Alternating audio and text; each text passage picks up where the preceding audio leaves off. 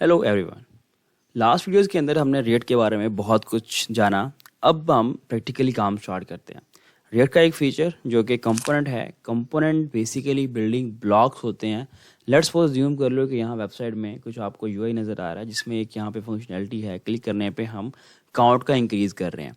अगर ये सेम चीज़ कहीं और पेज पे आपको यूज़ करनी है तो आप एक नया कोड स्क्रैच से नहीं लिखेंगे, सेम इसे कंपोनेंट बनाएंगे और उसको वहाँ पे अगेन जहाँ जहाँ चाहिए वहाँ वहाँ कॉल करते रहेंगे।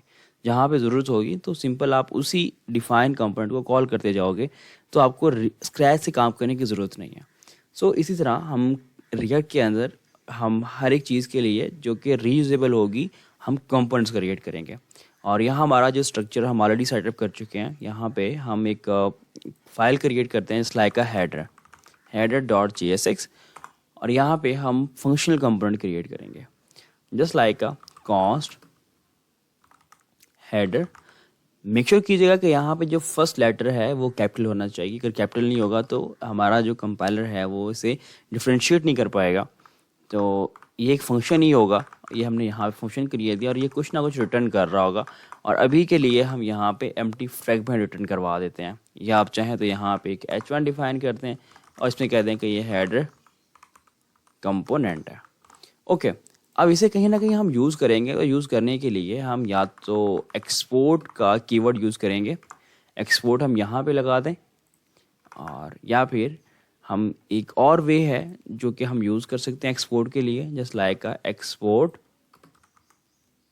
डिफ़ॉल्ट और आगे इसका नेम आ जाएगा जस्ट लाइक अ हेडर।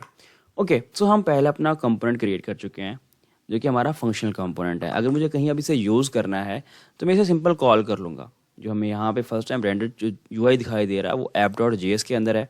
सो यहाँ से ये सब यूआई जो है हम क्लियर कर देते हैं ताकि हमें एक एम्प्टी कंपोनेंट यहाँ पे मिल रहा हो।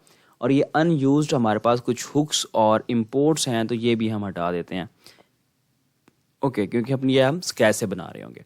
तो यहाँ पे मैं अपना कंपोनेंट कॉल करता हूँ और अब यहाँ पे इसका इंपोर्ट करना होगा पाथ जहाँ से ये आएगा, अदरवाइज़ हमें ये एरर थ्रो करेगा यहाँ पे। तो मैं यहाँ पे कंट्रोल और स्पेस को एक साथ प्रेस करता हूँ तो मुझे इसका सजेस्ट करके दिखा रहा है कि भाई यहाँ से आप इसे इंपोर्ट कर सकते हैं। मैंने क्लिक किया।